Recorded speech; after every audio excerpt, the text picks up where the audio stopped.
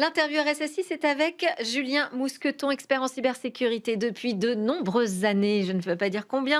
Vous avez occupé plusieurs postes de direction technique au sein d'organisations publiques, privées, notamment chez Computa Center, où vous étiez directeur technique. Vous avez aussi travaillé pour le groupe Agrica, la CPAM de Paris, la banque d'investissement Natixis, et aujourd'hui vous êtes le RSSI de Cohesity, qui est un spécialiste américain de la sécurité et de la gestion des données. Alors, ma question sur l'interview RSSI en général, ça commence par: quel est votre quotidien? Bonjour. Heu, Énorme, Ouais.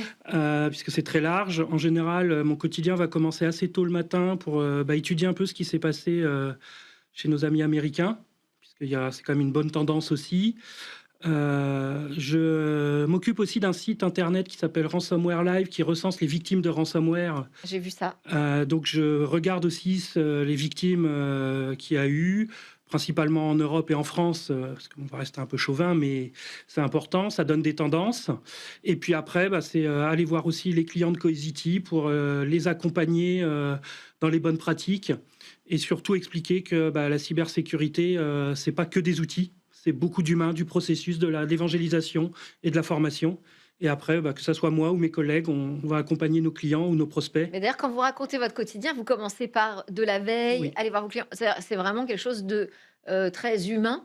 Oui. Et la technique, elle arrive quand alors? Alors la technique est une aide finalement dans toute cette chaîne de processus de cybersécurité. Il faut des outils, mais les outils ne font pas tout, hein, et on le voit Il faut dans. identifier les bons outils quand même. Alors il faut utiliser les bons outils, mais même les bons outils, on se rend compte sur certaines attaques que il y a eu des victimes de ransomware. Pourtant, ils avaient le top des outils ou qu'on considère comme les Ouais. meilleurs, Mm. et ça n'a pas empêché l'attaque parce que il reste toujours un humain quand même derrière un clavier qui va cliquer, qui va peut-être faire quelque chose de malveillant sans le savoir. Et ça, malheureusement, ça passe par beaucoup de temps d'explication.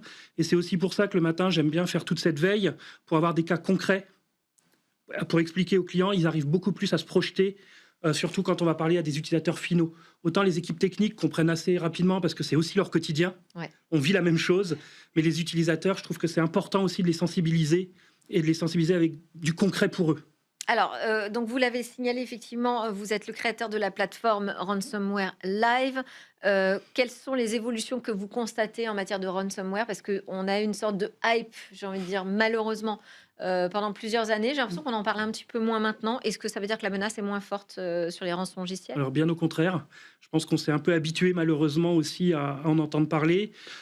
Si on regarde les chiffres du ministère de l'Intérieur, c'est plus d'une saisine par jour en France. C'est énorme. Ouais. Pourtant, on n'en a pas entendu parler tous les jours, Non. or qu'on pourrait. Alors bon, il y a les enquêtes où il faut garder des choses secrètes, ou enfin, en tout cas pas les communiquer tout de suite. Non, je pense que les gens s'y sont habitués malheureusement. C'est devenu un peu notre quotidien. Et c'est ça un peu qui est aussi le problème. C'est Vous voyez que des tendances se dégager à travers cet outil? Alors oui, on voit alors ça augmente. Déjà, la tendance augmente, est à peu près régulière dans l'augmentation ces 2 dernières années.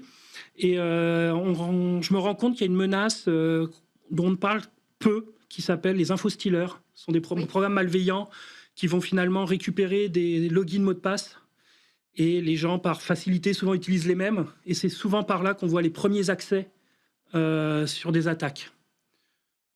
Effectivement, et c'est un excellent sujet, les infostealers, mais c'est très bien parce que je cherchais des experts, donc c'est comme ça, on pourra en reparler ensemble. En attendant, est-ce que vous constatez des écarts de maturité en matière de cybersécurité, de résilience au sein des organisations? Oui, c'est très épars, c'est pas toujours les plus gros qui sont C'est ce les que j'allais mieux dire. protégés. Ouais.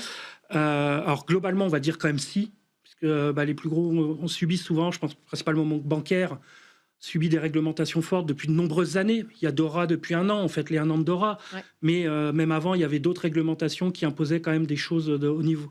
On n'appelait peut-être pas ça de la cyber-résilience, mais il y avait déjà de la résilience. Et donc, ils sont quand même assez près. Aujourd'hui, moi, ce que je me rends compte, c'est C'est-à-dire qu'on plutôt. doit encore quand même évangéliser dans les organisations qui ne sont pas surréglementées en matière de résilience. Le RSSI doit encore évangéliser au sein Tout, de ces comités de direction. comité de direction et aussi auprès de ses utilisateurs, puisque c'est aussi, comme je disais, hein, c'est la personne qui est derrière le clavier qui peut des fois être la personne malveillante sans que ça soit intentionnel. Ouais. Et donc ça, pour moi, voilà, oui, c'est les moyennes entreprises, puisque c'est elles qui finalement ont de l'argent, globalement. Alors les gros, oui, mais je veux dire, par rapport aux petites, Ouais. il y a de l'argent, et souvent, ils n'ont pas des systèmes qui sont toujours bien faits, ou les processus, les procédures. Moi, je milite énormément pour faire des simulations de crise. On a des exercices chez Cohesity où on simule des attaques de ransomware.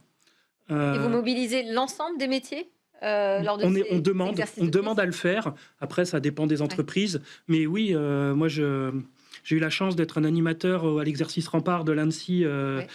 l'année 2025. dernière. Et c'est vrai il faut qu'il y ait tout le monde, que ça soit la RH, les métiers, pas que des gens techniques. La communication, très important aussi, que ce soit interne ou externe. Le juridique aussi? Le juridique, bien entendu, la finance. Ouais. Parce que comment on fait quand on n'a plus accès au compte bancaire ou autre, quand il y a des urgences. Si je reprends l'exemple de Rempart qui m'avait marqué, moi je travaillais sur un exemple d'école, d'une mairie, il n'y avait plus de couches.